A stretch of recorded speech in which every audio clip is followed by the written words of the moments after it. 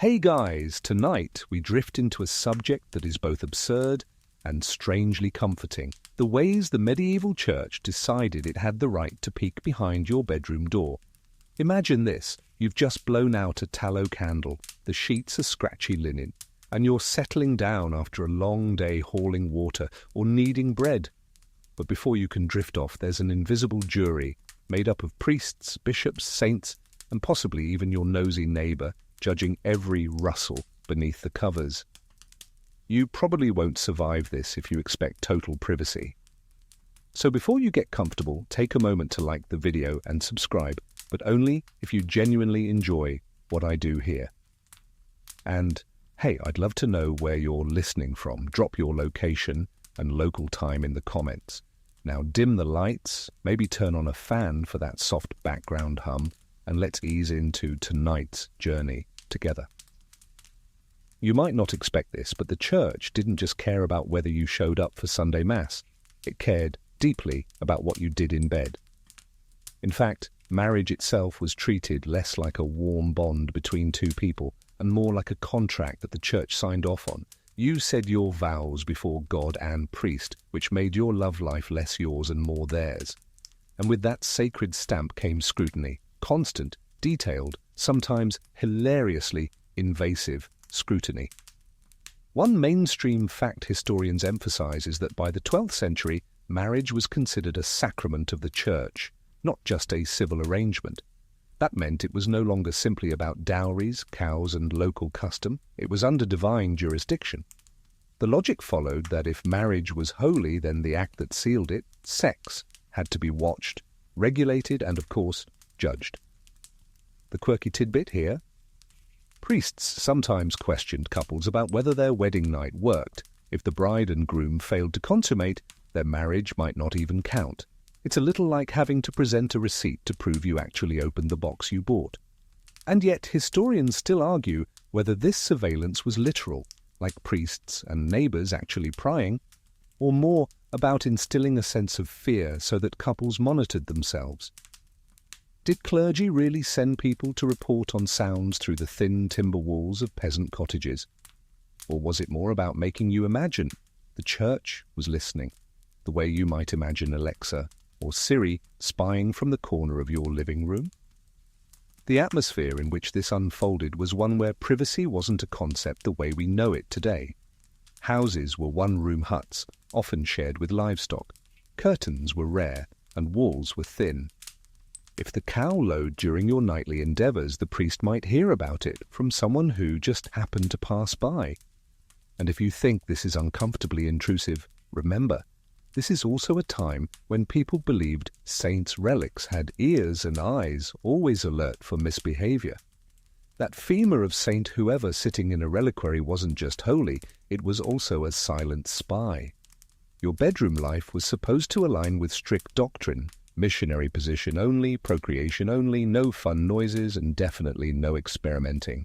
It wasn't simply frowned upon if you strayed, it was sin, sometimes mortal sin.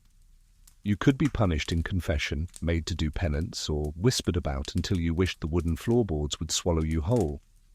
And still, couples found ways to carve out joy, sneaking intimacy where they could, even while feeling the heavy gaze of authority. This double existence, yearning for closeness, fearing surveillance, sets the stage for the bizarre, often comic ways the church tried to keep tabs on two people just trying to survive the Middle Ages. Ever wondered what it feels like to have your marriage treated less like a love story and more like a legal contract filed under divine supervision? That's the world you walk into now. You kneel at the altar, your hand trembling as you promise loyalty, fidelity, and probably to tolerate each other's snores forever. But the priest isn't smiling because of romance. He's smiling because you've just signed yourself into the church's surveillance program. Congratulations, you're now on record. By the 12th and 13th centuries, marriage had become one of the 7 sacraments. This wasn't always the case. Beforehand, marriage was mostly a family affair sealed with handshakes, dowries, and maybe a roast pig if the budget allowed. But once the church took over, it became official. Only a priest could validate your vows, and only God could dissolve them. which meant your personal bond was now wrapped in holy paperwork thickened with ritual, and supervised by men who wore robes and carried incense rather than rings and rice. The mainstream fact here is simple. By elevating marriage to a sacrament, the Church claimed the right not only to bless unions but to regulate them. It was less about romance and more about control, because controlling marriage meant controlling inheritance, legitimacy of heirs, and, ultimately, the stability of society itself. A son born outside a sanctioned marriage, he might inherit nothing. A daughter married without the priest's blessing, she might as well be invisible. And heaven forbid anyone tried to sneak in a secret wedding, because yes, clandestine marriages were a problem, and the Church spent endless hours trying to track them down. The quirky tidbit? In some cases, couples were asked to prove they had shared a bed on their wedding night. Not with photographs, no medieval selfies here, but with testimony, sometimes from servants who swore they saw the sheets rumpled. The absurdity writes itself.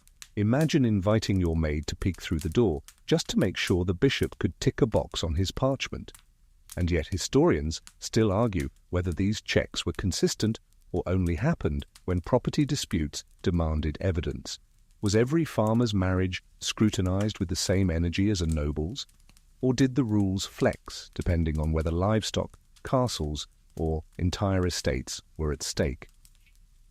The debate lingers, but the fear was enough to keep many couples compliant. Think of the practical implications. You couldn't marry without banns being read aloud, announcements made for 3 consecutive Sundays, so the whole village could object if you were secretly already promised to someone else, which meant everyone, from your grumpy neighbor to the guy who sells onions, was suddenly invested in your love life. And the bans themselves were a form of surveillance, broadcasting your private intent like a medieval version of posting "in a relationship" on Facebook, except with the option for your ex to shout, "Hey, he owes me 3 pigs." The Church's claim went deeper than just the public ceremony. Your married life was to be lived under a set of rules. No intimacy on Sundays, too holy. None during Lent, too solemn. None on feast days, too sacred. And none if a big religious festival was on the horizon. Basically, most of the calendar was blocked off. You'd need an Excel spreadsheet to find the few approved windows left, and if you slipped, well, you confessed it. That's where things got especially invasive. Priests, cloaked in the authority of absolution, asked couples about what they did under the sheets. The confession booth was less a safe space and more an interrogation chamber, subtle, sly, and wrapped in piety. The priest didn't just want to know if you sinned in general, he wanted specifics. It's easy to joke about this now, but back then the sense of being constantly observed by God, by the saints, by your neighbors, by the clergy, was powerful. It was the kind of soft power that didn't require spies in every room, though sometimes there were spies too. It required only your own guilty imagination, whispering that perhaps, just perhaps, someone was listening to you breathe in the dark. And so you lived half in love and half under watch, caught between desire and doctrine. You were never quite alone in your marriage. You always shared it with each other, with God, and with a church that refused to look away. You might not expect this, but one of the most efficient surveillance tools of the medieval church wasn't hidden behind a curtain or crouched under the bed. It was the wooden booth tucked in the corner of the church nave, the confessional.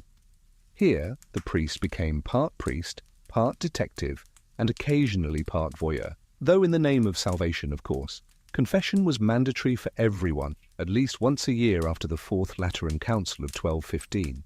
That's a mainstream historical fact. The idea was simple: cleanse your soul by speaking your sins aloud, receive penance, and get your ticket punched for eternal life. But it didn't stop at lying, stealing, or forgetting your prayers. No, the church believed sin seeped into every crevice, and that included the way you held your spouse at night. So you found yourself kneeling, whispering through a wooden lattice, while Father whoever leaned in with questions. Not soft questions, but pointed ones. Did you approach your wife too often? Did you do it for pleasure instead of procreation? Did you avoid intimacy altogether, denying the sacrament of marriage its proper expression? Imagine trying to mumble vague answers while the priest pressed for details like some holy cross examiner. Here's the quirky tidbit. Some penitential manuals from the early Middle Ages actually contained flowcharts of sin, mapping out forbidden positions with punishments attached. If you strayed from missionary, heaven help you, it might mean weeks of bread and water penance. Some even suggested abstaining for 40 days as punishment, which is a bit like grounding someone from ice cream by locking them in a freezer aisle. Now, historians still argue whether priests always followed these handbooks literally or whether they used their own judgment based on what they thought the couple could handle. Some scholars claim many priests were pastoral, more interested in nudging than punishing. Others suggest that the interrogation could be deeply invasive, with clergy essentially collecting sexual gossip under the guise of spiritual guidance. The truth probably varied, gentle in some parishes, overzealous in others. Picture it. You enter the confessional, knees aching, heart pounding. You whisper, "Forgive me, Father, for I have sinned." And he responds not with comfort, but with a set of prying prompts. Did you indulge in excess? Did you look for joy where only duty should exist? The confessional turned your most private acts into community property, at least spiritually speaking, and while the booth itself might have offered shadows and screens, the effect was less privacy and more like psychological surveillance. You walked out not just feeling forgiven, but also watched. The priest might have known more about your marriage than your own mother. Some people learned to game the system, of course. They confessed vaguely, dodged details, or invented smaller sins to distract from bigger ones. But others felt compelled to spill everything, convinced that even the slightest omission would send them straight to purgatory. And the irony? The very act of confession gave the church more information than any spy ever could. It was voluntary surveillance, freely offered because you believed your eternity depended on it. The priest might leave with mental notes about who was faithful, who was struggling, who was experimenting, and who was breaking altogether. Now imagine how much of that filtered into sermons, into gossip, into whispered advice offered by clergy at family gatherings. You weren't just confessing into a void, you were contributing to the church's living archive of human behavior, one whispered sin at a time. So the confessional booth, dark and cramped though it was, became one of the brightest spotlights shining into the medieval bedroom. You thought you were whispering in secret, but in truth you were handing over your privacy wrapped neatly with a bow. Ever wondered what it meant when the church told you there was a right way to share a bed with your spouse? Not right as in morally supportive, but right as in geometrically correct. According to clerical teaching, intimacy wasn't just about timing or intent, it was about posture. The medieval bedroom was turned into a kind of moral classroom, with one lesson drilled home. Only one position was natural, and everything else would earn you frowns from heaven. Here's the mainstream fact.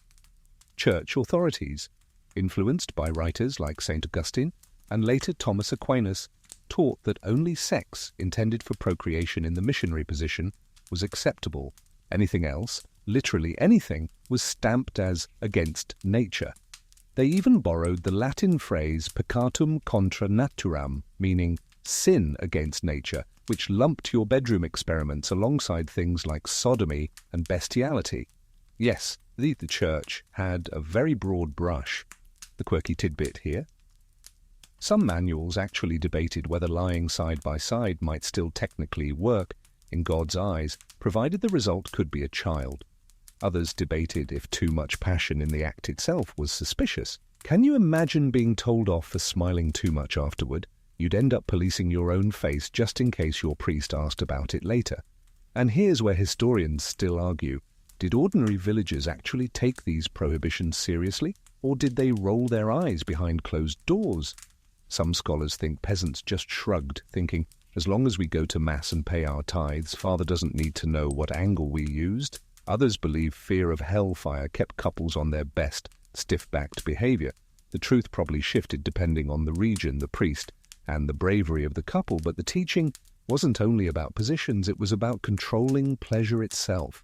Pleasure was seen as suspicious, even dangerous, because it might distract from the holy purpose, producing children. The idea was that lust, even between married partners, was still tainted, a reminder of Adam and Eve's fall from grace. You could do what you had to do, but you weren't supposed to enjoy it, like being told you can eat dinner, but please, no smiling over dessert.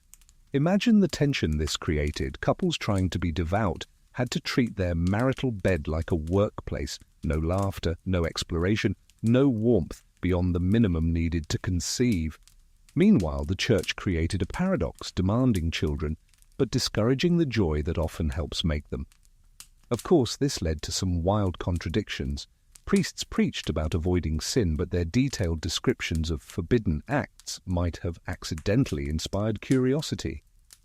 It's like telling a child, "Don't look in that cupboard. Guess where they're going to look first." So you find yourself in a cramped wooden bed, straw mattress, creaking, candle flickering, and the weight of heaven pressing down. Your wife glances at you, you glance at her, and the unspoken question hovers, do we follow the manual or do we dare? If you choose daring, you might later kneel in the confessional, cheeks hot, whispering sins you're not even sure were sins, only to have Father prescribe 3 weeks of fasting for what was, frankly, a clumsy experiment. The surveillance here wasn't a literal eye at the window. It was doctrinal, psychological, invisible. The church had managed to climb into the marital bed not with spies, but with rules so detailed, so suffocating, that you felt watched even in the dark. And as you drifted off to sleep, the question lingered in your mind. Were you married to your spouse, or were you really married to the church's idea of you? You might not expect this, but one of the church's most unlikely spies wore an apron, carried herbs, and was supposed to be the trusted friend of women in labor, the midwife. These women, often revered for their practical knowledge, were quietly pulled into the church's network of oversight, turning their hands and eyes into tools of surveillance. Here's the mainstream fact. Midwives were crucial in medieval communities. They not only delivered babies, but also verified whether a marriage had been consummated and whether a wife's body was fit for childbearing.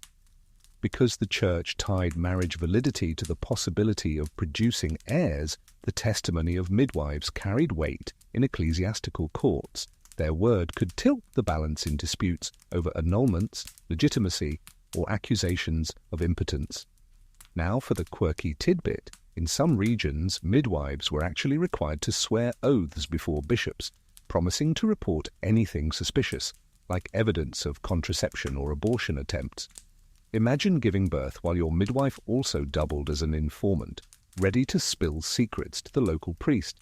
The one person you trusted most with your body was sometimes the very person feeding details into the church's files, metaphorical or otherwise. And historians still argue about the extent of this collaboration. Some say most midwives worked closely with clergy, passing along whispered confessions of wives or signs of impropriety. Others argue many midwives were fiercely loyal to women, covering for them, offering herbs quietly, and protecting them from clerical intrusion. Evidence points both ways, and it's likely the truth varied from town to town. Picture the scene. A noblewoman is in labor, screaming through the night, clutching rosary beads between contractions.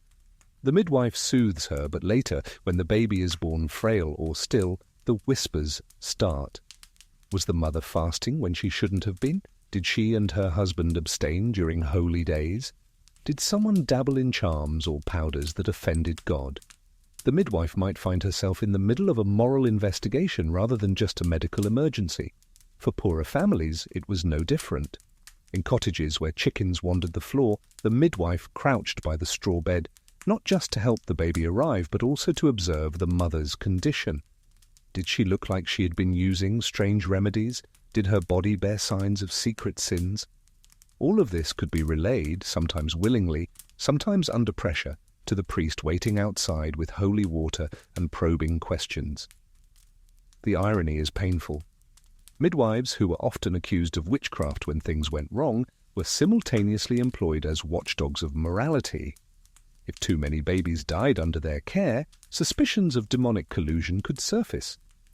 Yet the church still leaned on them to act as inspectors, blurring the line between healer and informer. Imagine being a new mother, exhausted and terrified, only to realize that your body wasn't just yours, it was evidence. Evidence of consummation, of fertility, of obedience to church teaching.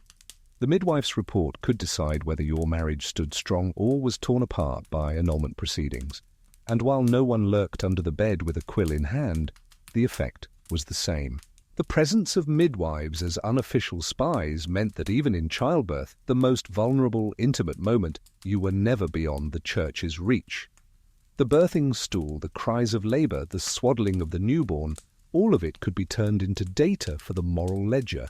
So when you look at the dim candlelight flickering against the plaster walls of a medieval chamber, remember, the midwife wasn't just a guardian of life. She was sometimes a reluctant sentinel of the church's endless curiosity about what happened between husbands and wives, a human reminder that no part of the body escaped holy scrutiny. You might not expect this, but sometimes the most faithful spies of the church weren't priests in robes or midwives with herbs. They were the neighbors leaning over a garden fence, ears pricked like hounds at a hunt. In a world where houses had thin timber walls, gossip wasn't just entertainment, it was evidence, and the church, always eager for informants, happily treated your chatty neighbor as a moral witness. Here's the mainstream fact: ecclesiastical courts in medieval Europe relied heavily on community testimony. Neighbors could be summoned to confirm whether a couple lived as man and wife, whether they quarreled too often, or whether there were suspicious silences from a house where children should have been born. A marriage wasn't private, it was a public contract the entire village was expected to police. And the quirky tidbit: records survive of neighbors reporting on noises heard through thin walls, not just shouting but moaning, laughter, or the lack of either. Imagine trying to explain yourself in court because old Mrs. Henslow, next door, testified, "I never heard a thing through the wall, so they must not be lying properly together." Your Honour, the case rests. Historians still argue whether such reports reflected real spying or simply the gossip culture of small communities. After all, medieval villages were tiny ecosystems where everyone already knew each other's business. Did the church encourage systematic surveillance, or did it merely capitalize on what people were already whispering over their laundry buckets? The line between formal spying and casual nosiness is blurry. Picture it. You're a young couple in a cottage trying to steal a rare evening of closeness. The shutters creak, the fire dies low, and just as you think you've found a moment of peace, your neighbor coughs outside, louder than necessary, a reminder that your privacy is paper thin. Later, if questioned by the parish priest, she might shrug and say, "Oh yes, I heard them, Father," loud as the church bell on Sunday. Or if she disliked you, she might claim the opposite. In both cases, your fate rested on the strength of her hearing. This wasn't limited to peasants either. Even nobles weren't safe. Servants in castles and manors often carried tales to clergy, but neighbors in nearby estates could also play watchdog. A barren noble marriage was everyone's problem because it meant disputed inheritance, political instability, and of course, accusations of sin. That meant your privacy as a lord or lady was just as fragile as that of the cobbler's daughter. There's a joke hidden here, though. Imagine being that one neighbor who actually didn't care, the medieval version of a guy with noise-cancelling headphones. People might suspect you of being unobservant, or worse, of hiding something yourself.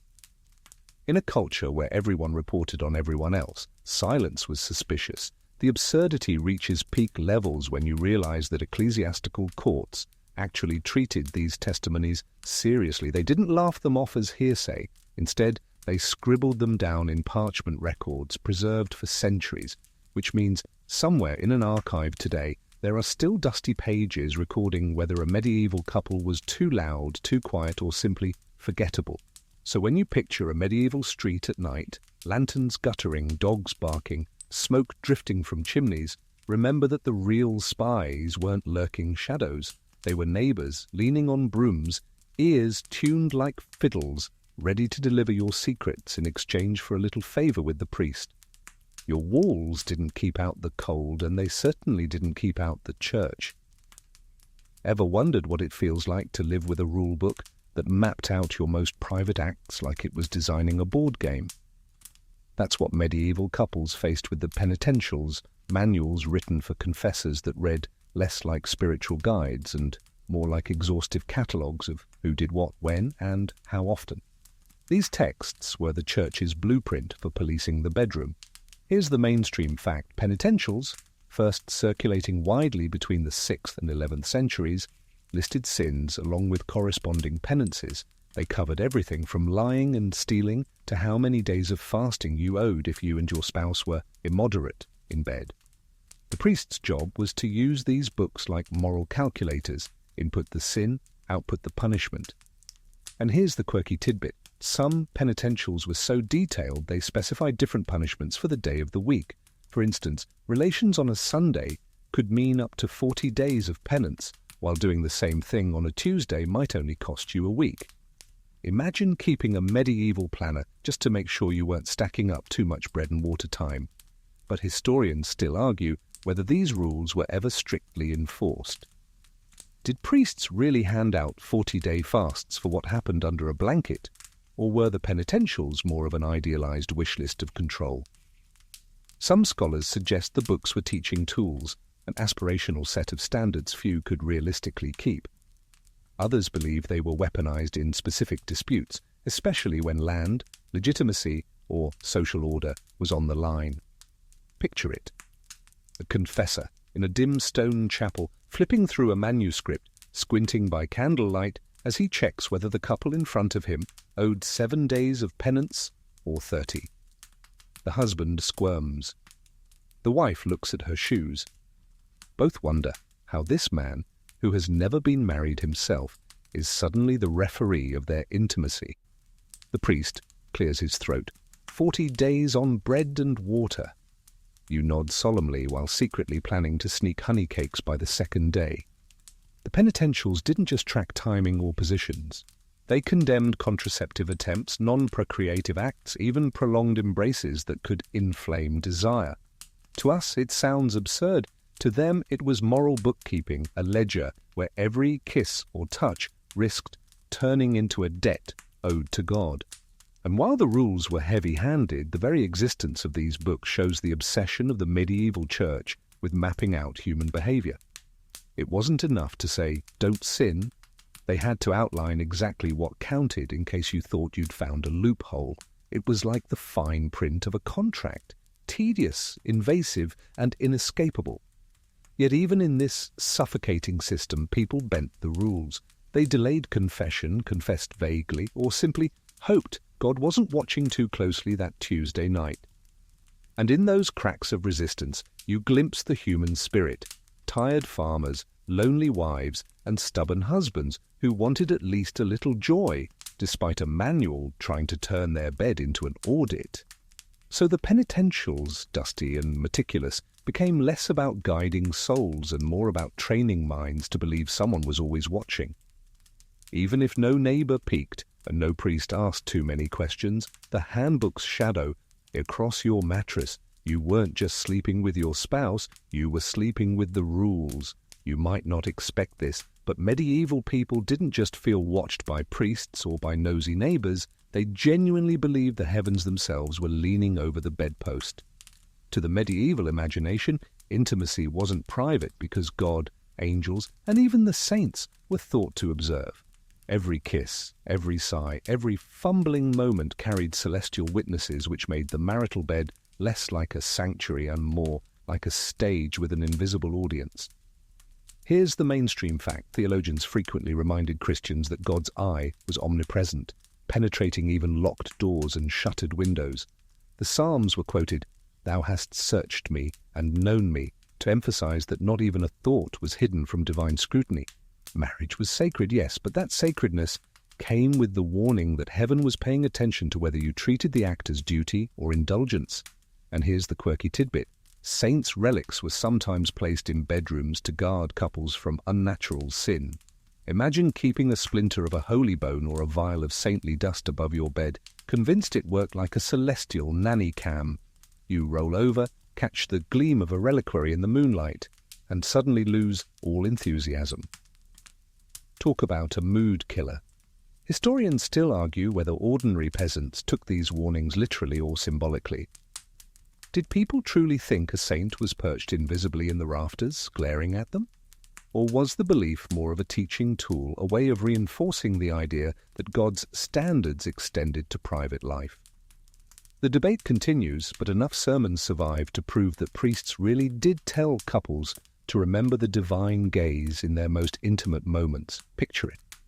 You're lying in a cramped bed, the straw mattress poking your back, your breath fogging in the cold.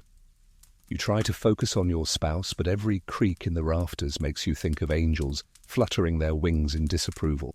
You close your eyes, only to remember the sermon last Sunday. Every unlawful act in secret is recorded in heaven. Not exactly pillow talk. And it wasn't just God's omniscience. Demons, too, were thought to linger near couples. If a man or woman indulged in excessive desire, the devil was believed to be egging them on. So not only did you have saints staring at you, you also had the devil smirking in the corner. A crowded room, indeed. The funny side of this belief, if you squint at it, is how it reshaped behavior. Couples were encouraged to pray before sex, to make the act solemn, almost liturgical. Imagine bowing your head, muttering a quick, "Our Father," and then proceeding with all the passion of a tax audit. You wonder whether God preferred enthusiasm or a firm handshake at the end. But the impact was real. People lived with a heightened sense that their private lives were subject to heavenly inspection. Even when no priest knocked on the door, the psychological pressure remained. It wasn't just about being caught. It was about imagining a cosmic record book being filled line by line. So, in the glow of the candle stub, you realize the medieval bed wasn't a quiet refuge. It was a pulpit, a courtroom, a theatre where the audience was unseen but always present. And as you drift into uneasy sleep, you carry the unsettling thought that even your dreams might be monitored by the saints. Ever wondered what happened when the marital bed went quiet? Not because the neighbours misheard, but because one partner simply refused. In the medieval world, that silence wasn't just awkward, it was a case for the church. The so-called quiet bride, or the unwilling spouse, was treated not as a private matter, but as a public crisis. Here's the mainstream fact. Medieval canon law insisted that sex within marriage was not optional. It was a duty, often called the debitum conjugal, the conjugal debt. Both husband and wife were bound to fulfill it, and refusal could be grounds for annulment, separation, or ecclesiastical punishment. The church didn't see intimacy as a perk of marriage. It saw it as an obligation owed, like paying taxes to God. The quirky tidbit here? There are cases where women, and occasionally men, were dragged before ecclesiastical courts to explain why they weren't performing. A wife might say she was too tired, too sick, or simply uninterested, only to be told those weren't valid excuses. Chronic refusal could even lead to being branded sinful, rebellious, or under demonic influence. In short, "not tonight, dear," was not an option. Historians still argue whether women ever had genuine leverage to say no, or whether their voices were drowned by clerical authority. Some scholars believe the church protected wives more than we assume, forbidding husbands from excessive demands. Others argue the rhetoric of duty left little room for real choice, turning marriage into a system of monitored compliance. The evidence is messy, like so much of medieval life. Imagine it from the inside. You're a new bride, barely out of childhood, married for your family's land. Your husband approaches you at night, and you turn away, clutching your blanket. Perhaps you're afraid, perhaps you're uninterested, perhaps you just don't like him. In the silence that follows, you're not only defying your spouse, you're defying church law. The bed becomes a battlefield where refusal is evidence, not just emotion. For men, the tables weren't entirely different. A husband accused of neglecting his wife's conjugal rights could also be called to account. Courts recorded cases where women claimed abandonment not only in the household, but in the bedroom. In such instances, the church might actually side with the wife, ordering the husband to fulfill his debt or risk annulment. Imagine being sentenced to mandatory intimacy as a punishment. It's absurd, and yet it happened. And if the marriage failed to produce children, suspicion grew. Was it refusal? Was it impotence? was someone dabbling in sinful practices to avoid conception. The quiet bed carried echoes into the courtroom, where whispered excuses became public testimony. The pressure created a strange paradox. On the one hand, intimacy was supposed to be sacred, private, and holy. On the other, its absence was treated as a crime against marriage itself, worthy of investigation. You weren't allowed to say no, but you also weren't supposed to enjoy saying yes too much. So, as you picture yourself lying on that straw mattress, curtains half drawn, remember, silence wasn't golden, it was incriminating. And in the flickering candlelight, you realize the church wasn't just interested in how you performed, it was deeply suspicious if you didn't perform at all. You might not expect this, but sometimes the church's obsession with surveillance got literal. Inspectors could be sent to confirm whether a marriage had been consummated. Yes, bed checks. Imagine strangers poking around your sheets not for lost coins, but for evidence that you and your spouse had actually done what the priest insisted was required. Here's the mainstream fact: consummation was legally essential for a marriage to be considered fully valid in medieval canon law. Vows alone weren't enough. Until the act was completed, the marriage could be annulled, leaving one or both spouses free to marry someone else. This gave the church extraordinary leverage, since questions of inheritance, property, and legitimacy often hinged on proving what happened in private. The quirky tidbit? In disputed cases, witnesses might be called to testify whether the couple shared a bed. Sometimes, servants swore they saw the newlyweds climb under the covers together. In extreme cases, physical examinations were ordered to check for signs of consummation, or the lack of it. A doctor, midwife, or even a panel of matrons could be summoned to examine the bride, turning her body into a legal document. Historians still argue whether these practices were widespread or rare.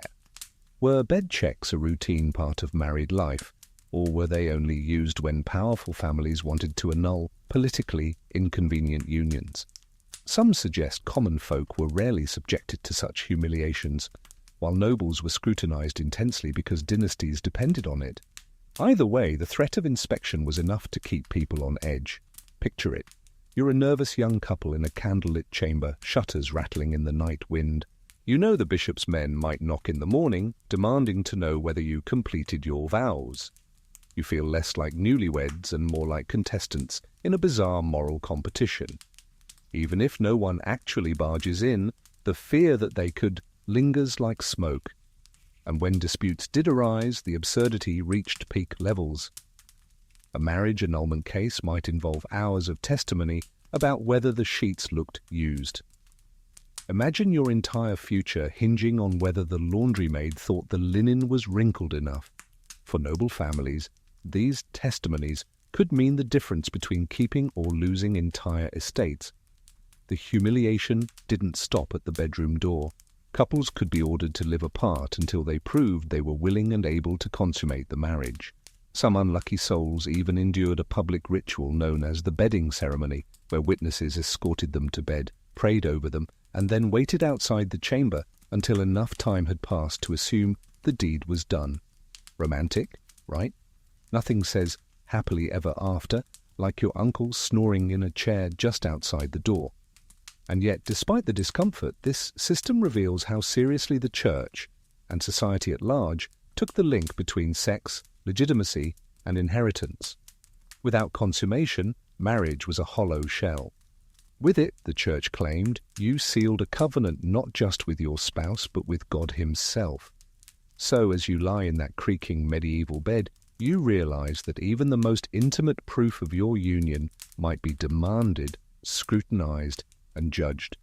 Your love life, far from being your own, was evidence in the eyes of the church, evidence that could be weighed, measured, and filed away in the endless records of heaven and men. Ever wondered what happened when a marriage failed, not because of lack of affection, but because of lack of performance? In the Middle Ages, impotence wasn't just a personal matter, it was a courtroom spectacle. If a husband couldn't fulfill his conjugal duty, the church treated it as grounds for annulment, and proving or disproving it could could lead to humiliating trials. Here's the mainstream fact: ecclesiastical courts regularly heard cases of impotence. Because marriage was considered incomplete without consummation, a man accused of being impotent could be hauled before bishops or clerks to defend his virility. The stakes were high. If declared impotent, the marriage might be annulled, freeing the wife to marry again, and staining the husband with lifelong shame. The quirky tidbit? Sometimes courts ordered what was called a congressus testis, literally a trial by Congress.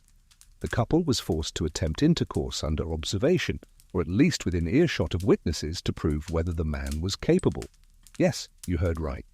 Imagine a panel of matrons or priests waiting outside the chamber, listening for proof of consummation like it was the strangest talent show in history. Historians still argue whether these trials were common practice or rare curiosities. Some evidence suggests they were mainly imposed on noble families, where annulments carried political weight. Others believe even ordinary villagers risked such indignities if disputes grew heated enough. The written records hint at both extremes, but what's certain is that the mere threat of exposure was a powerful tool of control. Picture it: you're a husband, sweating under your wool tunic, dragged into a cold courtroom. A clerk asks invasive questions about your body. Your wife, standing nearby, insists you never succeeded in your duties. The court nods gravely as though discussing land boundaries, not your most private struggles. Soon you're ordered to prove yourself. The matrons gather, the candles flicker, and the air is heavy with embarrassment. You pray desperately for divine assistance in the most awkward performance of your life. And the outcomes? Sometimes the man succeeded and left the courtroom vindicated, his pride restored. Other times, failure led to annulment, and the man's reputation crumbled. Accusations of witchcraft often followed. If he couldn't perform, perhaps his wife had cursed him, or demons had bound his body. Suddenly, what began as marital frustration could spiral into allegations of sorcery. The church's involvement was meticulous. Priests consulted medical texts, argued over whether impotence was natural, from age or illness, or supernatural, from sin or sorcery. Remedies might be prescribed, pilgrimages, relics, or even blessed potions meant to restore vigor. It's both tragic and comical to imagine desperate husbands drinking concoctions that tasted like mouldy wine, hoping to impress a panel of judges. For women, the stakes were equally complex. A wife trapped in a non-consummated marriage might plead for annulment, but if the husband managed to prove potency even once, her case collapsed. Her word alone rarely carried enough weight. The balance of power tilted awkwardly, leaving both parties exposed, vulnerable, and at the mercy of clerical judgment.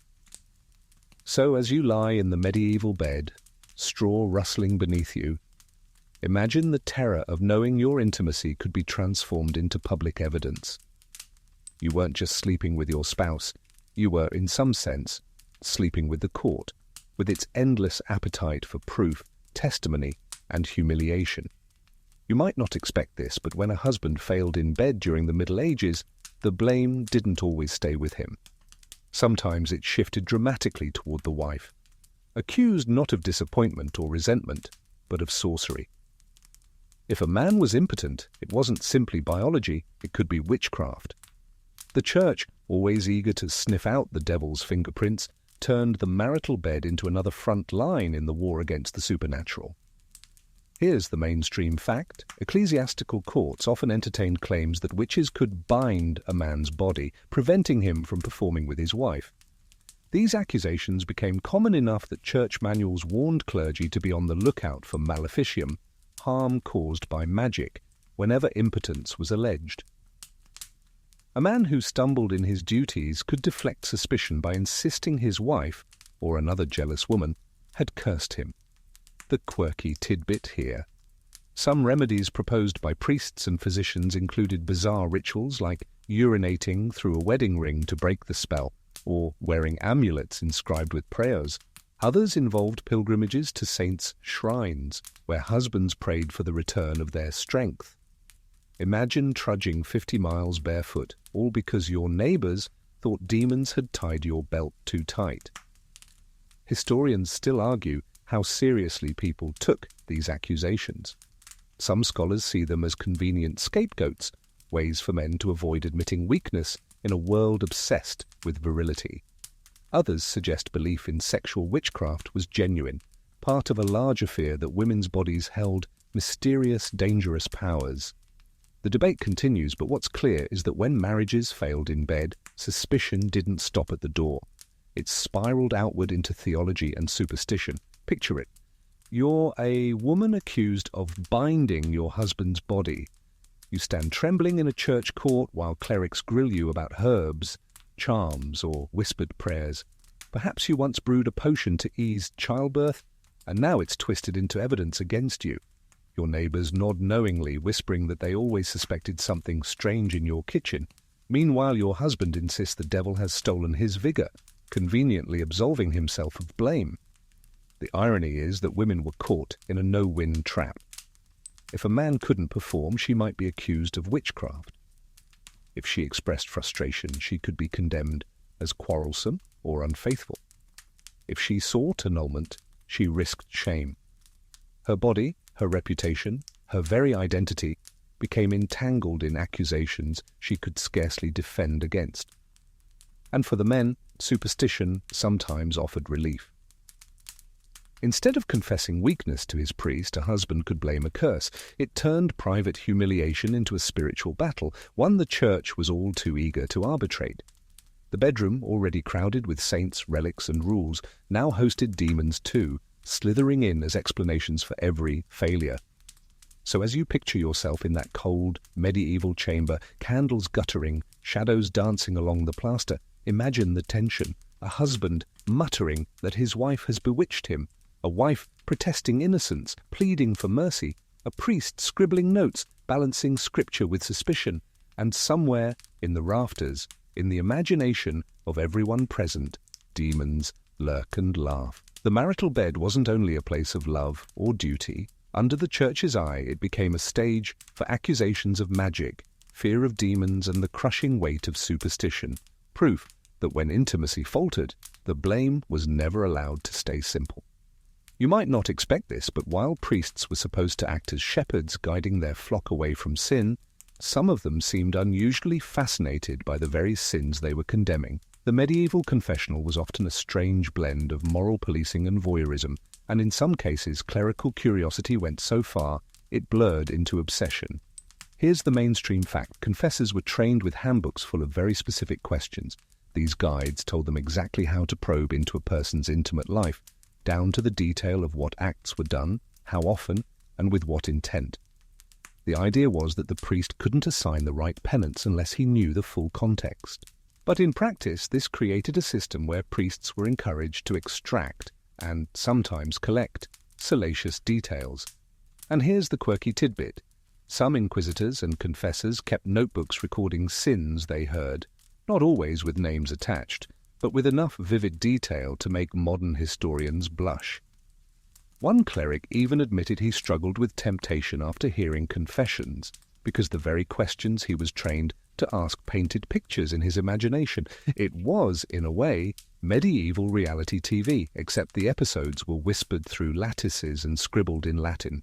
Historians still argue whether this was a systemic problem or only a handful of overzealous priests.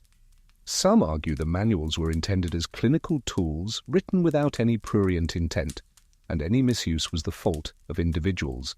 Others insist that the very structure of confession invited abuse because it gave priests license to intrude into places no outsider should tread. The debate continues, but the awkward truth is clear. Curiosity didn't always stop where doctrine began. Picture it. You kneel in the confessional, cheeks burning, whispering about your bedroom life. The priest doesn't just nod and move on. He leans forward, presses for details, asks questions that feel more like interrogation than absolution. His quill scratches against parchment as he notes the penance, maybe jotting more than he strictly needs to. You leave, feeling exposed and oddly uncertain whether you've confessed or been mined for data. For some parishioners, this created distrust. People whispered that certain confessors enjoyed hearing sins too much. Others avoided confession altogether, fearing their private lives were being stored away in the minds or even the ledgers of men who were supposed to offer mercy. And still the Church insisted the system was wholly ordained by God, necessary for salvation. And the irony? The very act designed to cleanse the soul sometimes left people feeling dirtier. The priest, cloaked in his robe and authority, might walk away with more information than any spy ever could. A husband and wife might struggle to keep their secrets from neighbors, but they could never keep them from the confessional, where curiosity, holy or otherwise, pried them open. So in the dim candlelight of the nave, you realize the Church didn't need hidden eyes in every home. It trained its own men to ask, to listen, and sometimes to savor the details. And as you drift toward uneasy sleep, you can't help but wonder, were you confessing to save your soul, or feeding someone else's curiosity under the guise of faith? You might not expect this, but the Church didn't just regulate how you behaved in bed, it also tried to control when.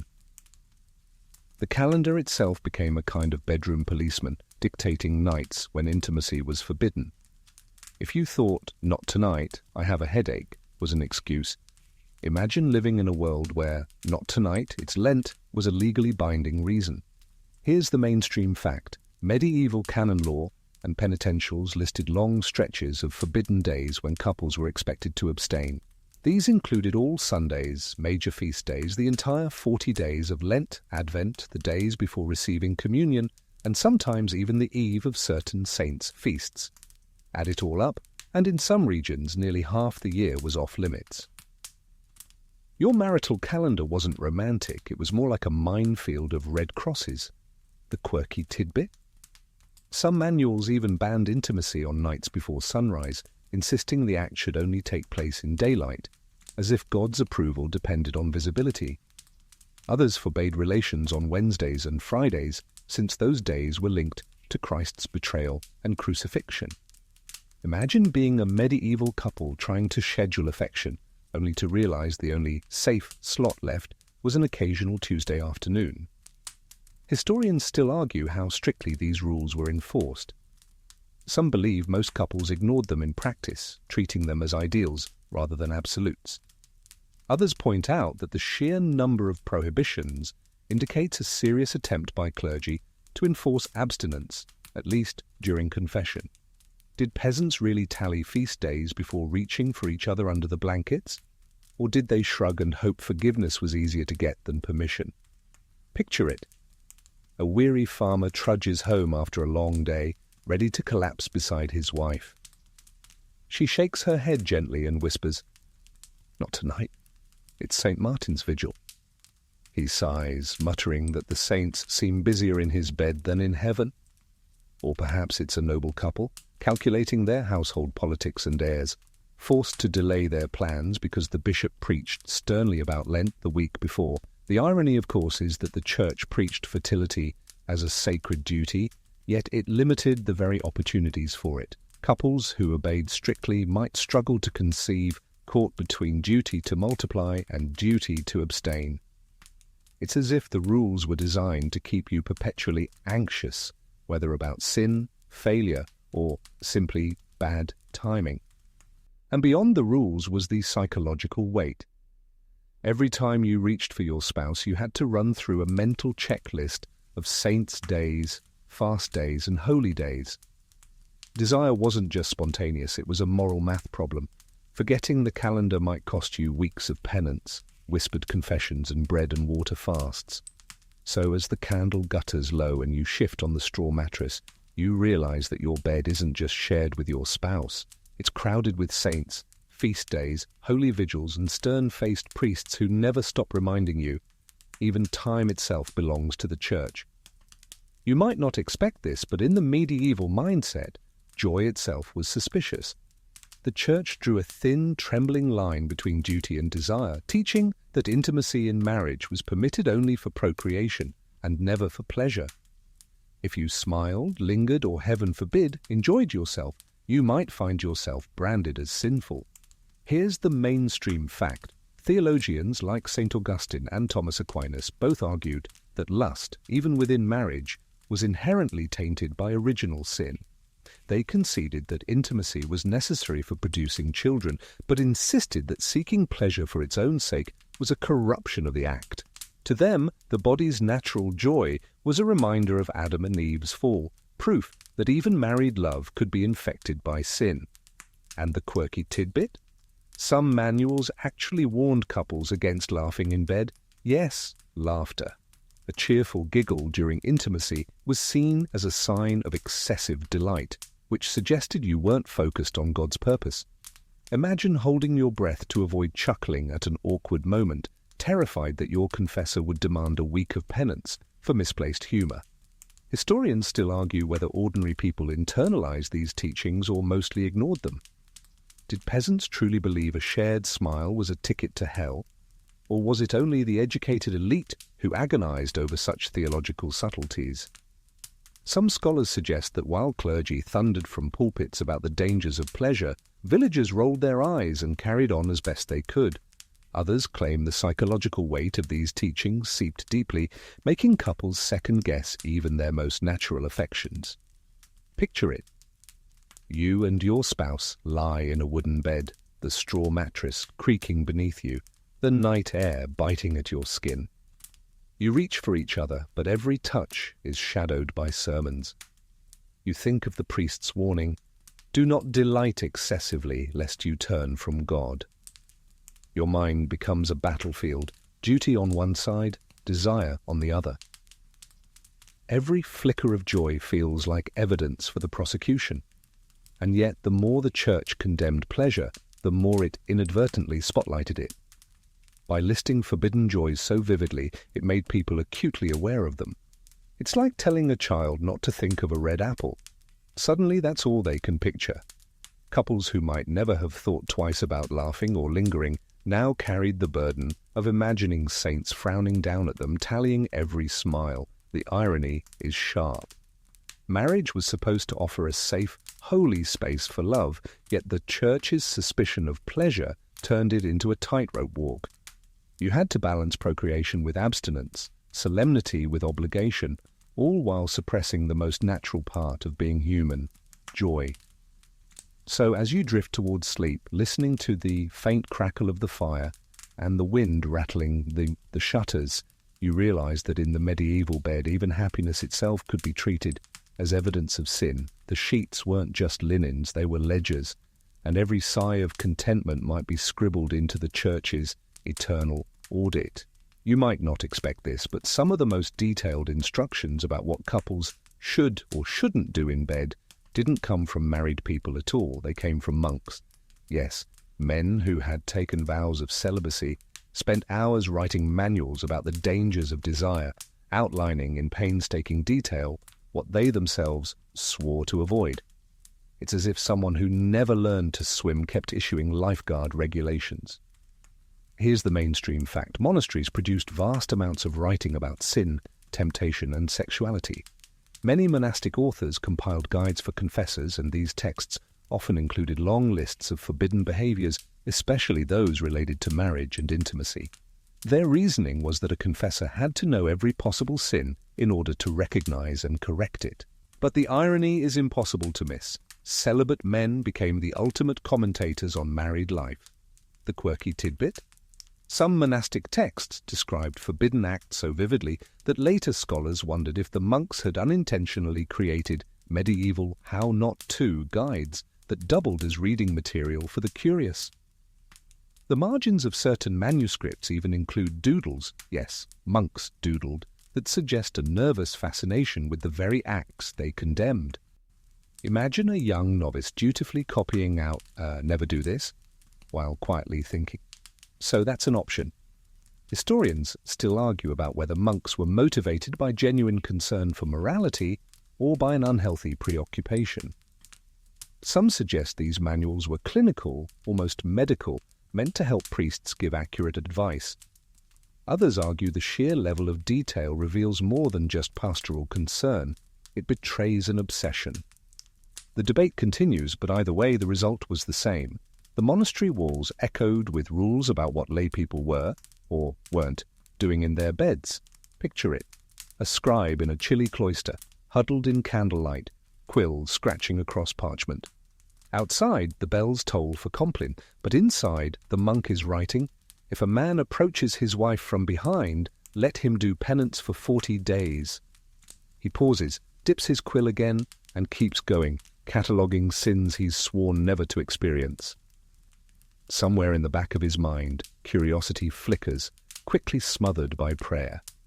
And these writings didn't stay tucked away in cloisters. They filtered outward, shaping the sermons priests gave, the questions confessors asked, and the anxieties couples carried to bed.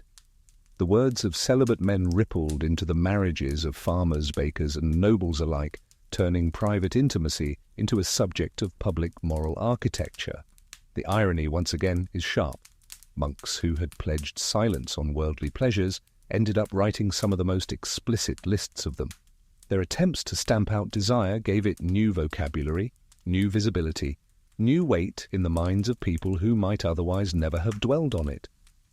So as you imagine drifting off in a cold stone monastery, the smell of ink and tallow heavy in the air, remember, even men who lived apart from the world couldn't resist poking their quills into the business of the bedroom.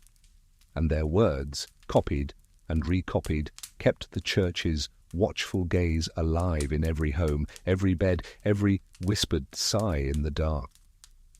You might not expect this, but even kings and queens, those glittering figures who seemed untouchable, weren't safe from the church's obsession with the bedroom. In fact, the higher you stood on the social ladder, the more scrutiny you endured. Royal bedrooms were treated like political arenas, where consummation wasn't just a personal milestone, but a matter of national security.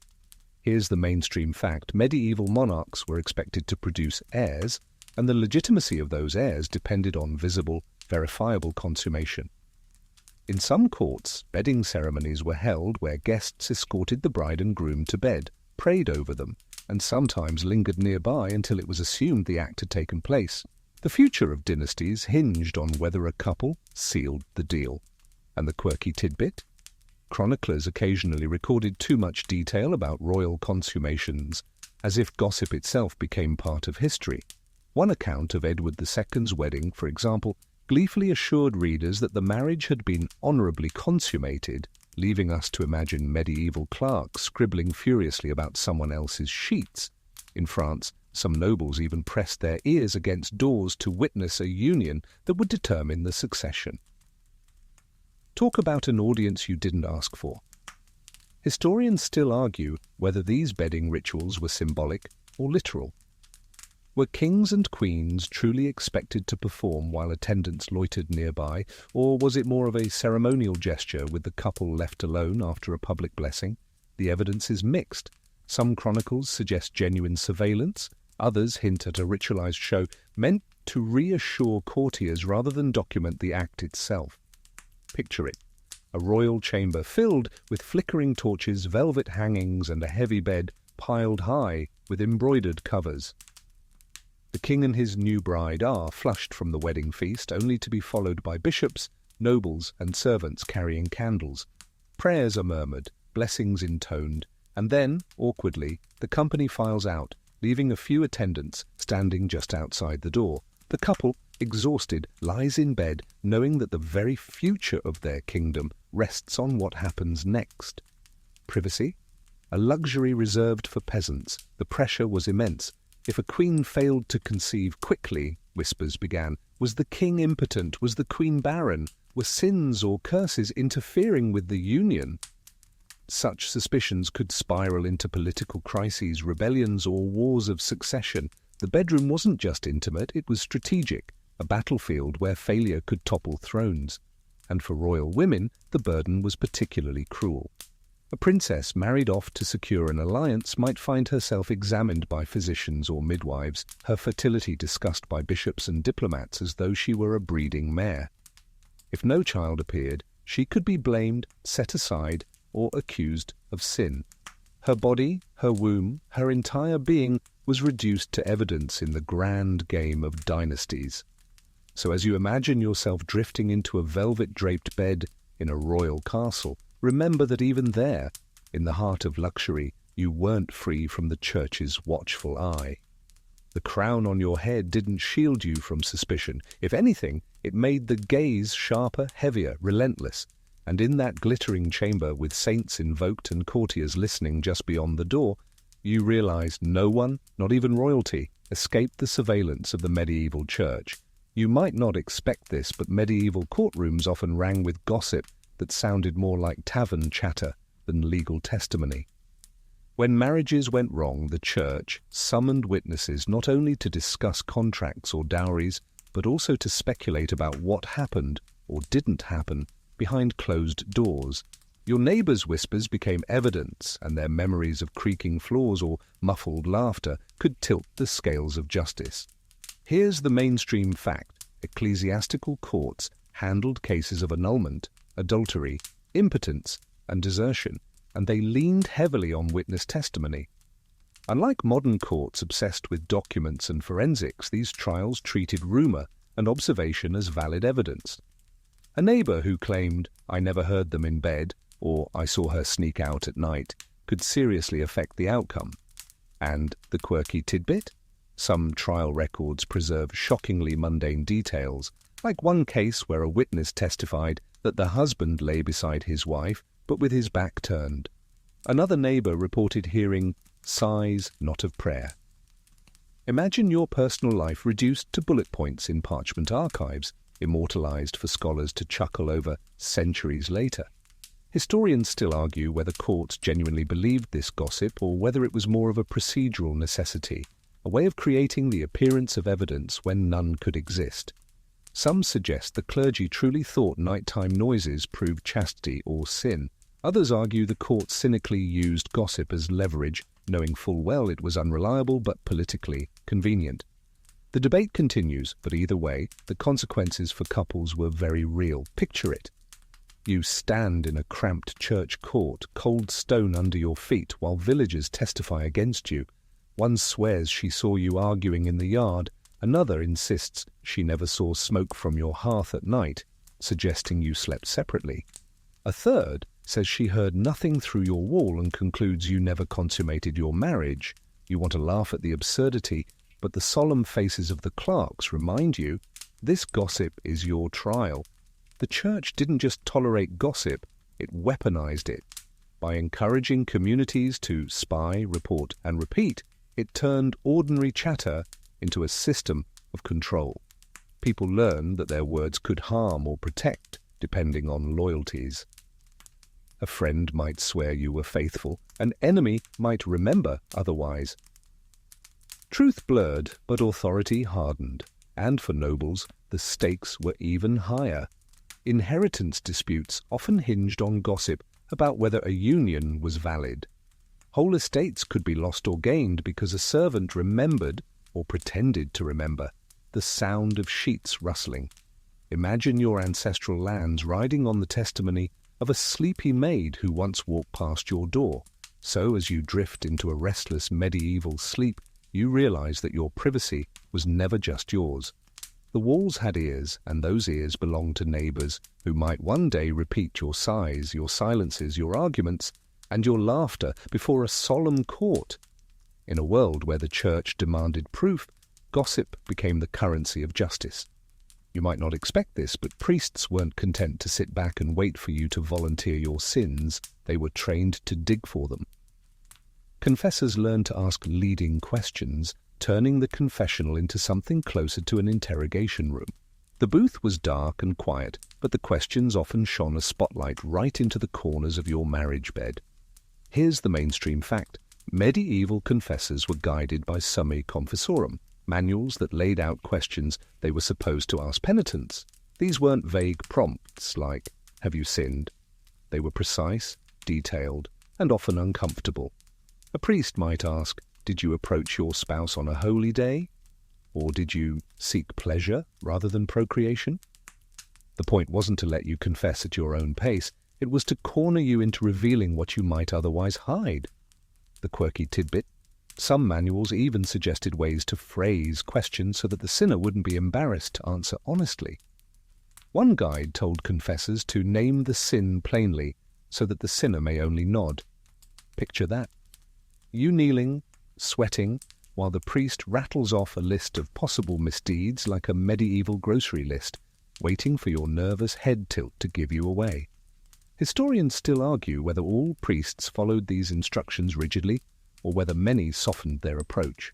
Some scholars say harsh, prying interrogation was the norm, while others believe most local confessors kept things gentle to avoid alienating their flock. The truth probably varied from parish to parish, with some priests acting like relentless detectives and others more like weary uncles. Imagine it, though.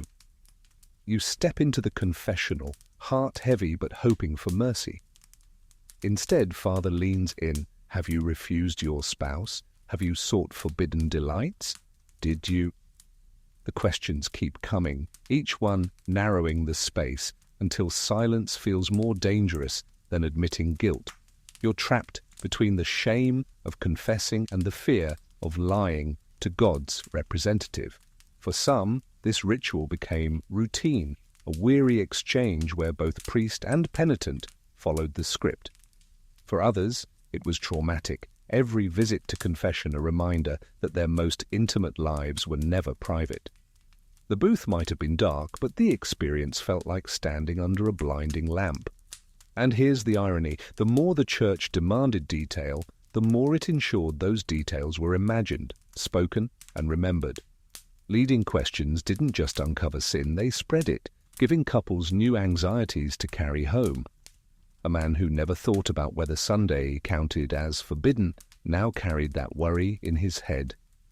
A wife who never doubted her laughter was innocent now wondered if she had sinned. So as you lie in bed afterward staring at the ceiling beams, you realize the confessional was more than a place of forgiveness. It was an engine of surveillance, turning whispered questions into lifelong shadows. Even your own conscience wasn't safe. It had been trained to ask, would Father approve of this? Long before you ever lit the candle at night. You might not expect this, but the church's obsession with the bedroom wasn't just about morality, it was also about lineage. At the root of so much spying, questioning, and rule-making was a deep fear of illegitimate heirs. In a world where property, land, and power were passed down through bloodlines, the church cast itself as guardian of family trees. Your private acts weren't just your own, they were a matter of inheritance, politics, and social order. Here's the mainstream fact. By declaring marriage a sacrament in the 12th century, the church made legitimacy a spiritual as well as legal status. A child born outside a sanctioned marriage was considered illegitimate, barred from inheriting land or titles. This meant the church's approval and surveillance was central to determining who counted as a rightful heir. Whole dynasties balanced on whether a marriage was valid and consummated. The quirky tidbit? In some annulment cases, courts actually interviewed neighbours, servants, or even midwives to confirm whether a child could possibly belong to the husband. Testimony about the timing of travel, the spacing of pregnancies, or the resemblance of the baby to the father was treated like divine forensics. Imagine your child's legitimacy debated because someone swore the infant's nose looked suspiciously like the blacksmith's. Historians still argue whether the church's strict rules truly protected bloodlines or simply gave bishops more power over noble families. Some say the obsession with legitimacy stabilized society, preventing chaotic disputes. Others claim it created new crises with annulments and accusations multiplying as families sought to manipulate the rules to their advantage. The truth is muddled, but either way, surveillance of the bedroom was surveillance of succession. Picture it. A noble hall filled with nervous courtiers, as a bishop questions the queen about her marriage bed. Did the king sleep with her on the wedding night? Were there witnesses? Was there proof? The entire kingdom waits for an answer, because if the marriage wasn't consummated, the heirs might be declared bastards, and the throne itself could crumble. A dynasty hangs on the testimony of what two people did, or didn't, do in private. For peasants, the stakes weren't thrones, but they were still high. A farmer's son could be disinherited if someone claimed the parents weren't validly married. A widow might lose her dowry if rumours of illegitimacy spread. The church's courtroom became the stage where futures were decided, not by love, not by daily labour, but by whispers about what happened in the dark. And the irony. By intruding so deeply into marriage, the church made people's most intimate lives into matters of public record. A kiss, a refusal, a delayed pregnancy, all could become evidence in disputes about property. Your bed was no longer your refuge. It was the vault where legitimacy was minted, the archive where inheritance was secured or destroyed. So as you drift towards sleep, imagining the crackle of the hearth and the hush of a medieval hall, you realize that even the simplest acts of love were weighted with consequence. The church wasn't just watching for sin, it was tallying heirs, charting lineages, and turning your bedroom into the foundation of kingdoms. You might not expect this, but sometimes the church tried to guard your bedroom not just with priests and courts, but with objects. Holy relics, bones of saints, fragments of cloth, even splinters of the true cross were placed in homes as spiritual watchdogs. The message was clear: if God himself was busy, a saint's fingerbone on the shelf could still keep you in line. Here's the mainstream fact: relics were believed to carry divine power, capable of healing, protecting, and warding off evil. Families often kept them close not only for health or safety, but also for moral guidance. Clergy encouraged couples to place relics in their bedchambers to deter sin and remind them that intimacy was holy business, not carnal indulgence. The quirky tidbit: some couples even slept with saintly medals or relic pouches tucked under their pillows, as if the relic would physically prevent demons or temptation from sneaking under the sheets. Imagine trying to cuddle your spouse with a small wooden box digging into your cheek, reminding you that Saint whoever was spiritually chaperoning. Talk about a third wheel. Historians still argue whether ordinary families genuinely believed relics saw their actions, or whether the presence of relics was more symbolic, a way of framing the bedroom as part of God's domain. Some scholars suggest the psychological effect mattered more than the theology. Even if people knew logically that bones couldn't watch, the relic still made them hesitate, like a portrait of grandma hanging over the bed. Others believed the faith in relics' active presence was so strong that couples truly felt observed. Picture it: a dim chamber lit by rushlight, walls smoky from the hearth. On a shelf sits a reliquary gleaming faintly in the flicker. You shift uneasily, aware that every glance toward it feels like meeting the gaze of a saint. You wonder if Saint Margaret is silently keeping tally, ready to report back on whether you kept the rules. Your spouse sighs, but both of you hesitate, as if the bone on the shelf has ears. And relics weren't the only objects pressed into service. Holy water was sprinkled around beds, crucifixes were hung at the foot of the mattress, and rosaries dangled where eyes might fall during temptation. The entire bedroom became a moral landscape, cluttered with symbols meant to remind you that nothing was hidden. The irony is sharp. The church declared marriage sacred, then surrounded it with relics and rituals that turned intimacy into a performance under divine observation. Instead of encouraging closeness, these objects could create distance, a reminder that love and lust alike were subject to supervision. So as you lie back on the straw mattress, hearing the wind scrape the shutters, you realize that even the furniture isn't neutral. The reliquary gleams, the crucifix looms, and the relic under your pillow presses hard against your temple. It's not just you and your spouse in bed, it's you, your spouse, and the bones of a saint, an eternal reminder that the church's watchful gaze never slept. You might not expect this, but even when the so-called sins of the bedroom were committed in secret, the punishment could be blazingly public. The church often turned penance into humiliation, dragging private lapses into the marketplace of shame. Your failure to keep the rules of the bed could earn you a performance on the church steps, watched by every neighbor who already suspected too much. Here's the mainstream fact: ecclesiastical courts routinely prescribe public penance for sins of the flesh. A man caught with his mistress, a wife who confessed to refusing her husband, or a couple who admitted intimacy on a forbidden holy day might be ordered to stand outside the church, barefoot, clad in a shift or sackcloth, reciting prayers while parishioners filed past. The act was meant to cleanse the soul, but it also doubled as a warning to everyone else. Don't try this at home or in bed. The quirky tidbit. Some penances involved holding lit candles while confessing your sin aloud, a visual metaphor for bringing your darkness into the light. Others required people to crawl around the church on their knees or to sit at the church porch for weeks as a living cautionary tale. Imagine fetching water every day, only to see your neighbour still parked on the porch steps, muttering prayers because he once got a little too enthusiastic with his wife during Lent. Historians still argue whether these humiliations were common or reserved for repeat offenders and notorious scandals. Some argue that most penances were private, whispered in confession, and carried out quietly at home. Others insist the spectacle of public shame was vital for reinforcing communal discipline. The records show both extremes. Some sinners walked barefoot for miles, others were told to say a few extra prayers. The inconsistency itself was part of the fear. You never knew how harshly you'd be treated.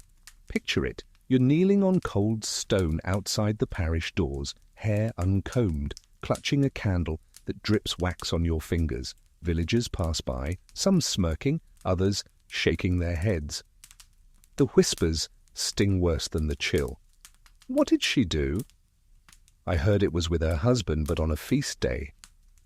Children point, elders sigh, and you keep your eyes fixed on the ground, wishing the earth would swallow you whole. And the irony, by punishing private sins publicly, the church amplified them. Instead of deterring curiosity, it spread it. Neighbours who never wondered about your bedroom before now asked questions. Was it refusal, excess, forbidden timing? Your punishment didn't just cleanse you, it broadcasted your secrets louder than the town crier. So, as you imagine yourself standing in the cold dawn, sackcloth scratching your skin, the church bell tolling overhead, you realize the surveillance of the church didn't end with the confessional or the relic shelf. It followed you into the open air, turned you into a spectacle, and reminded everyone watching that even the most private corners of life could be dragged into the sunlight for judgment. You might not expect this, but some punishments for marital or sexual missteps went far beyond sackcloth and whispered prayers.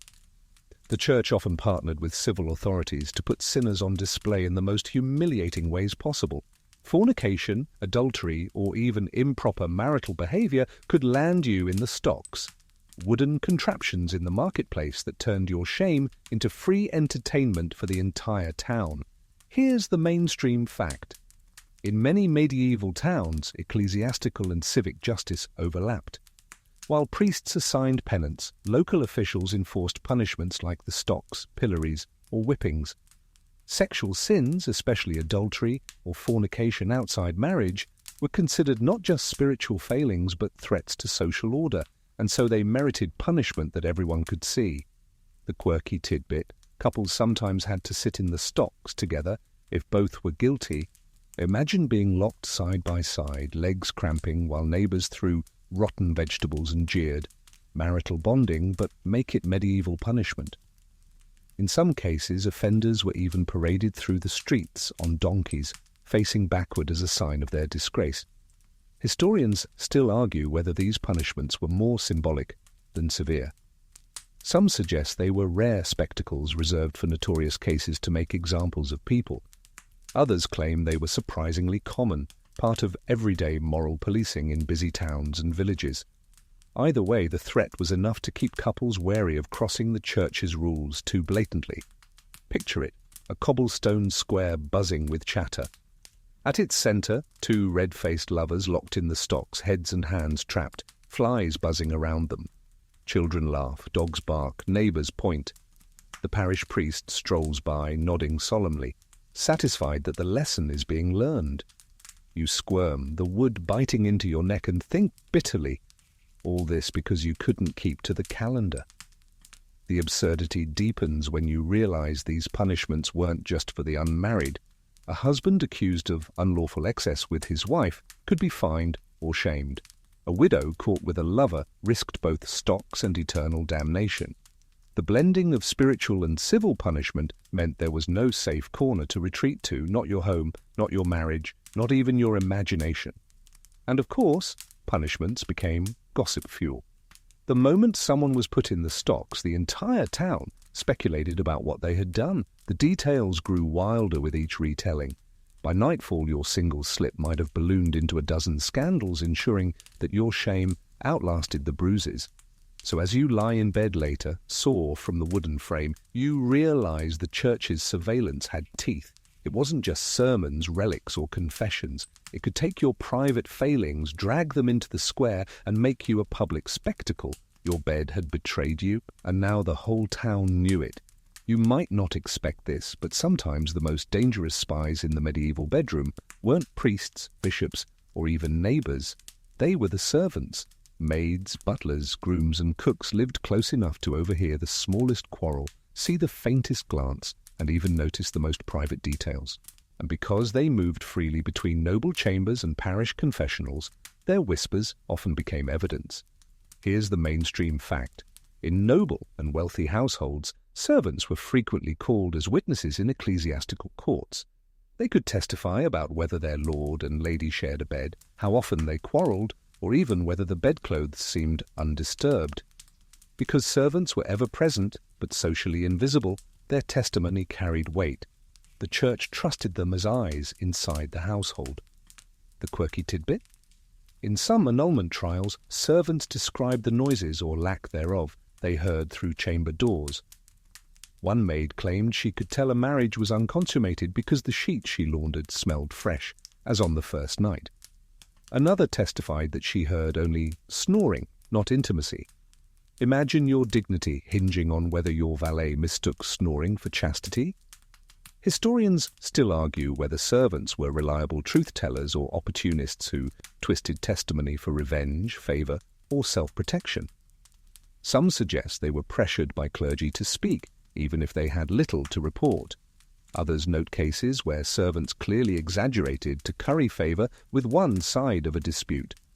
What's certain is that their role blurred the line between domestic loyalty and ecclesiastical surveillance. Picture it.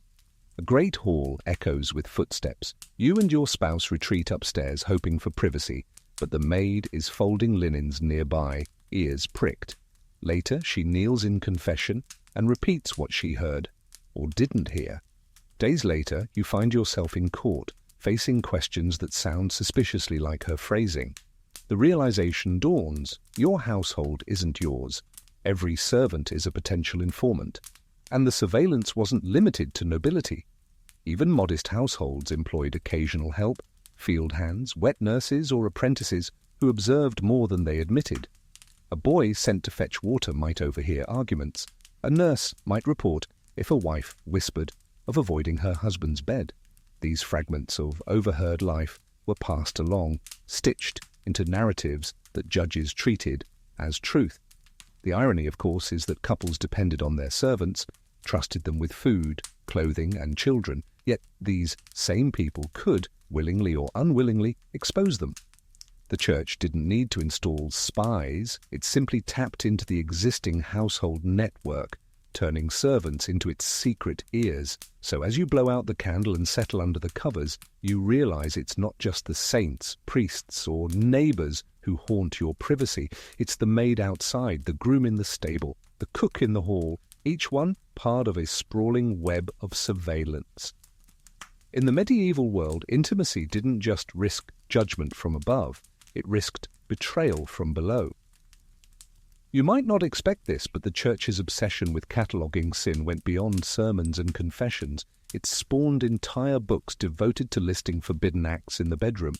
These weren't love manuals or medical texts. They were catalogues of desire, written with the zeal of librarians who wanted to shelve every possible temptation under neat headings.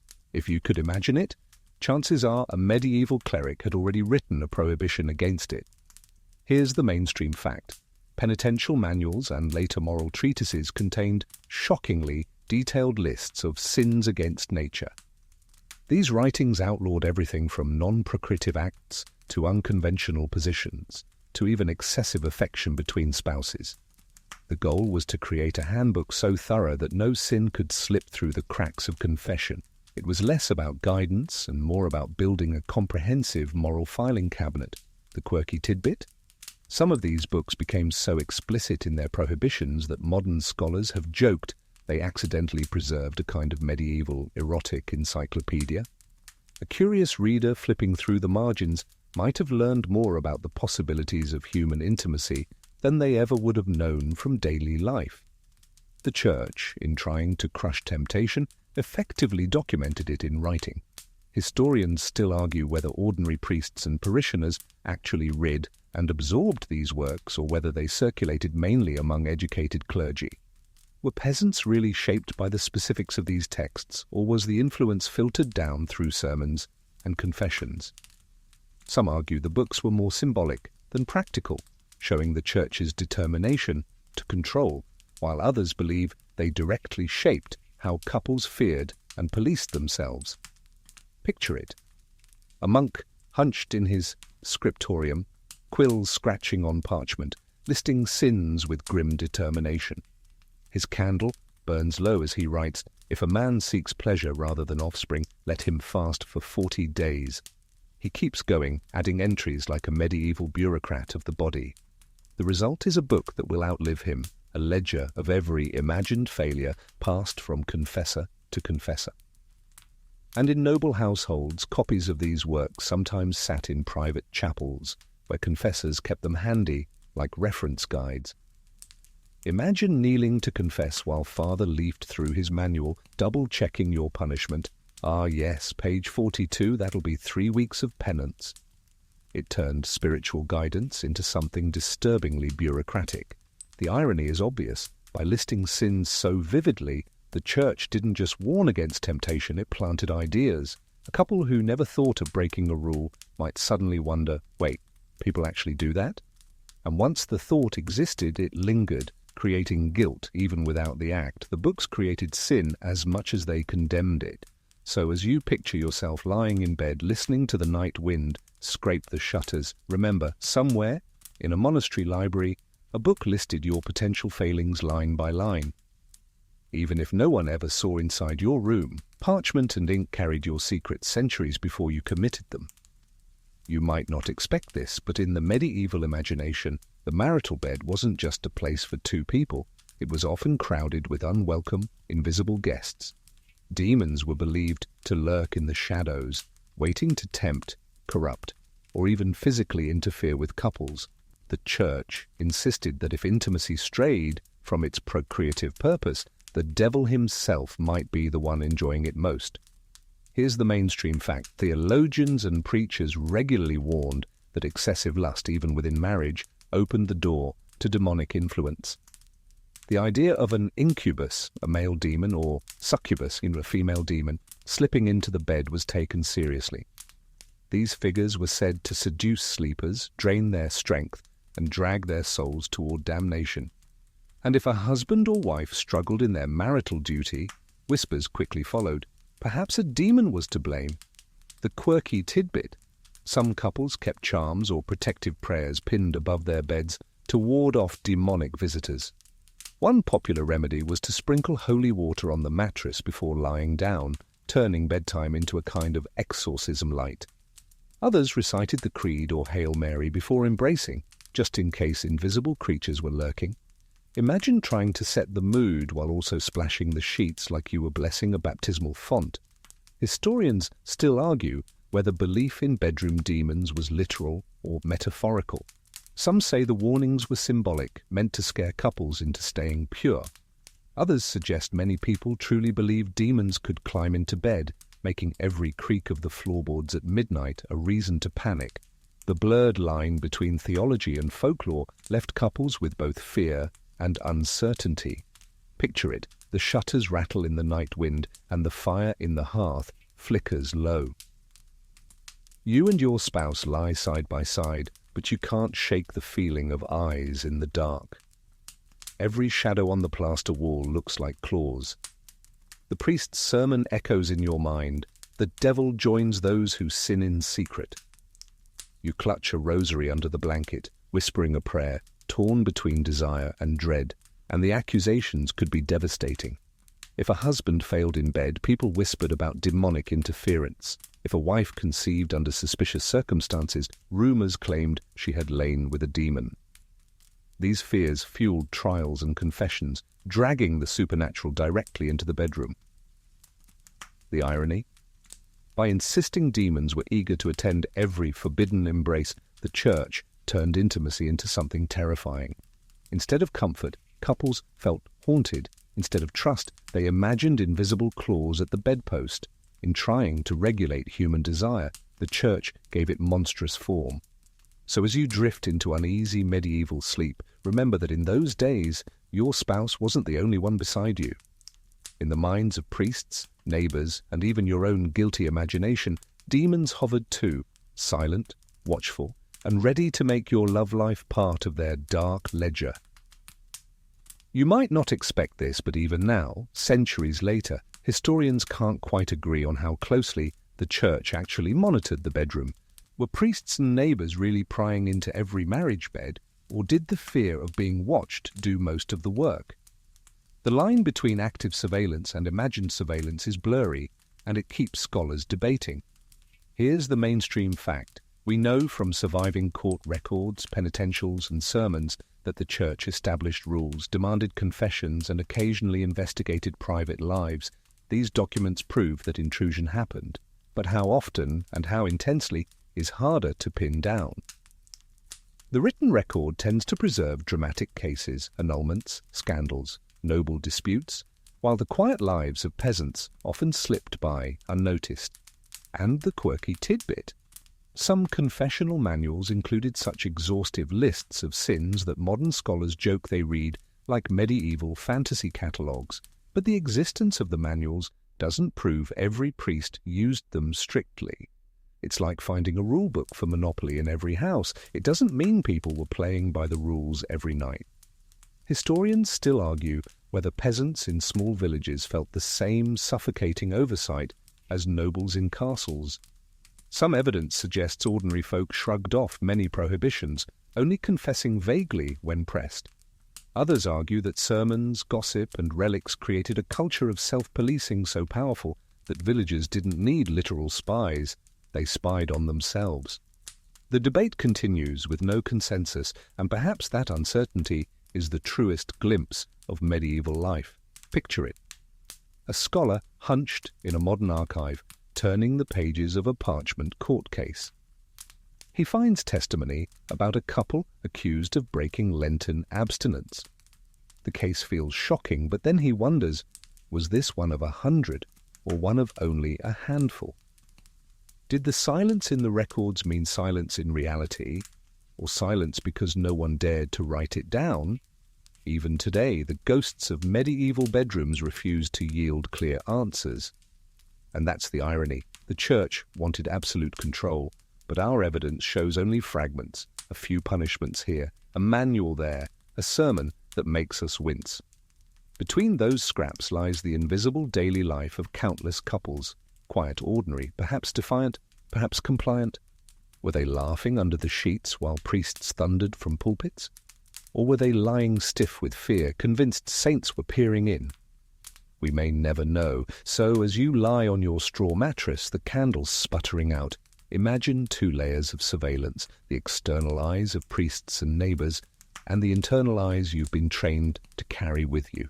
Which was stronger, the watchman at the door, or the guilty voice in your own head? Even today, historians lean over their books, still arguing about the answer. You might not expect this, but the Reformation in the 16th century didn't relax the watchful gaze on couples, it often made it sharper. Protestants and Catholics alike hurled accusations about what went on in each other's bedrooms, turning private morality into ammunition for public religious warfare. If the medieval church had been the primary spy, the Reformation created rival agencies competing to catch one another in sin. Here's the mainstream fact. Reformers like Martin Luther and John Calvin fiercely criticized the Catholic Church's obsession with celibacy, monastic vows and indulgences, but they didn't exactly throw open the bedroom doors. Instead, they preached strict marital discipline, insisting that husbands and wives fulfill their conjugal duties faithfully, modestly and regularly. Marriage became the central stage for moral living, and failure in it was cast as not just personal weakness, but spiritual corruption. The quirky tidbit, Protestant pamphlets, gleefully mocked Catholic priests for supposedly sneaking into bedrooms themselves, painting lurid cartoons of monks seducing wives or nuns. Catholics retaliated by accusing Protestants of turning marriage into lust-driven free-for-alls. Satirical woodcuts of the period show fat, lecherous priests on one side and scandalous Protestant couples on the other, each side insisting the other was morally rotten in bed. Historians still argue whether the Reformation really changed much for ordinary couples. Did Protestant teaching free spouses from the suffocating calendar of forbidden days, or did it merely replace one set of anxieties with another? Some scholars suggest Protestants offered more freedom, emphasizing companionship and duty over endless restrictions. Others point out that Protestant communities often policed sexual morality with equal or greater intensity, dragging offenders before consistories and parish elders. Picture it, a village square in Reformation-era Germany. A preacher shouts that Catholics are idolaters who waste time worshipping relics while their priests prey on women. Across the street, a Catholic friar bellows back that Protestants are shameless libertines who defile the sacrament of marriage. Villagers whisper nervously, wondering if their own marriages will be scrutinized by whichever side gains power. Either way, the bedroom remains the battlefield. And the new spy network? Church elders, Protestant magistrates and watchful neighbors all redoubled their efforts. Couples were summoned before consistories to answer questions about frequency, fidelity, and propriety. Records from Geneva show interrogations so detailed they make medieval confessionals look tame. Instead of priests peering into your life, now it was your community leaders, men you saw every day in the market, asking whether you had fulfilled your duties at home. The irony is rich. The Reformation promised liberation from Catholic control, yet often replaced it with equally suffocating scrutiny. Where one side had relics and fasting calendars, the other had consistories and moral discipline boards. Couples were still caught in the crossfire, their intimacy weaponized as proof of either holiness or heresy. So as you lie in a Reformation bed, straw rustling, the hymn from evening service still ringing in your ears, you realize not much has changed. Whether under Rome or Wittenberg, the Church's eyes or the community's are still on you. In the war of faiths, the bedroom remains the front line, and your privacy is collateral damage. You might not expect this, but even though centuries have passed since the medieval Church peered into marriage beds, the echoes still linger. The very idea that intimacy should be regulated, judged, or morally graded didn't vanish with the end of the Middle Ages. It left fingerprints on modern morality, shaping how societies still wrestle with privacy, sexuality, and marriage today. Here's the mainstream fact. Many of the taboos the Church enforced, such as condemning pleasure for its own sake, or stressing the link between marriage and procreation, echoed into later laws and customs. Even long after the Reformation, European and colonial societies inherited rules about who could marry, when intimacy was appropriate, and how women's bodies should be policed. In many ways, the surveillance continued, just under new names. The quirky tidbit? In the Victorian era, advice manuals for young wives warned them never to enjoy sex too much, echoing medieval sermons nearly word for word. Some doctors even recommended sleeping with windows open or wearing heavy nightclothes to cool the passions. It's like the Middle Ages handed down a handbook and modern society simply reprinted it with lace binding. Historians still argue whether we should view the medieval Church as uniquely oppressive or as just one step in a longer human struggle with regulating desire. Some scholars point out that nearly every culture has tried to police intimacy, whether through religion, law, or custom. Others argue that the Church's fixation was unusually detailed and enduring, creating patterns of guilt and surveillance that stretched across centuries. Picture it. A 19th century parlor, curtains drawn tight. A new bride flips through a marriage manual, cheeks flushed, reading advice that seems more about restraint than affection. The language may have changed, but the message feels familiar. Pleasure is suspicious, duty is holy, and someone, whether priest, doctor, or neighbor, always seems to be watching. Even today, echoes survive in debates about what marriage should mean, about reproductive rights, about who has the authority to judge private choices. The medieval church may no longer send priests to knock on doors or neighbors to testify in court, but the sense of intimacy being tied to scrutiny lingers like a shadow. We still wrestle with inherited anxieties shaped by centuries of sermons, courts, and whispered confessions. And the irony? The more society insists on regulating desire, the more fascination it creates. Just like the penitential manuals that accidentally preserved encyclopedias of forbidden acts, every attempt to draw lines ends up revealing what lies beyond them. The church, by trying to erase pleasure, carved it into memory instead. So as you shift on your mattress, perhaps modern and foam-filled instead of straw and linen, you realize the medieval gaze never entirely left. It seeped forward into centuries of culture, shaping not just the way people behaved, but the way they thought about intimacy. The church's surveillance may have dimmed, but its echoes still rattle the shutters. You might not expect this, but eventually the church's grip on the bedroom began to loosen, not all at once, and not without resistance, but gradually over centuries. The constant watch, the endless calendars of forbidden days, the interrogations and humiliations, they didn't vanish overnight, but they slowly lost their iron hold as people redefined privacy, marriage, and intimacy for themselves. Here's the mainstream fact. By the Enlightenment, secular courts began taking over many of the matters once monopolized by ecclesiastical law.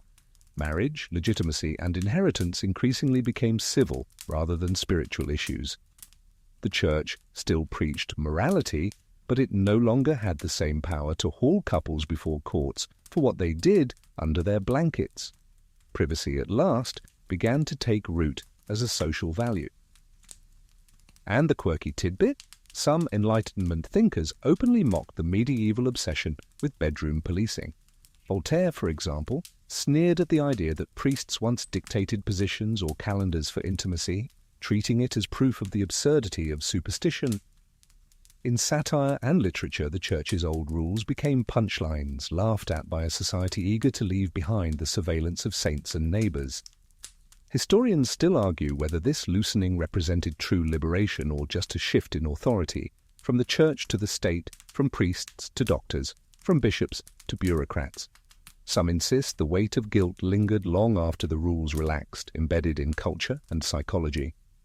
Others see the decline of clerical power as the first true step toward modern ideas of love, consent, and privacy. Picture it. A late 18th century home, curtains drawn against the night. A couple shares a bed, not fearing a priest's interrogation or a neighbor's testimony. They may still feel the ghost of old rules about duty, about heirs, about legitimacy, but for the first time in centuries their marriage feels more their own. The invisible audience has started to thin out, and now, as you reach the end of this long journey, you can see how intimacy was never simply about two people. For centuries, it was a stage where priests, neighbors, servants, relics, demons, and even kings all crowded in, eager to judge, to control, to claim ownership of something private. The story of the church spying on couples in the bedroom is a story of power, fear, and the slow struggle to reclaim privacy. Now let's soften everything so you can drift. You lie back, the candle burned low, the shutters rattling gently in the night breeze. The voices of priests, neighbors, and scribes fade into the distance like echoes down a long stone corridor. The straw mattress creaks beneath you, but you are safe, untouched by their rules. The relics, the confessions, the prying questions, they dissolve into history, no longer weighing on your chest. Your breath evens out. The air is cool, still, and forgiving. Imagine the soft glow of dawn seeping through a narrow window, warming the room with quiet light. The long centuries of surveillance, judgment, and shame fall away, leaving only the stillness of your own presence. You are free to rest, free to belong to yourself, free to let the past stay where it belongs, in faded ink and forgotten sermons. The story closes gently now, not with judgment, but with calm.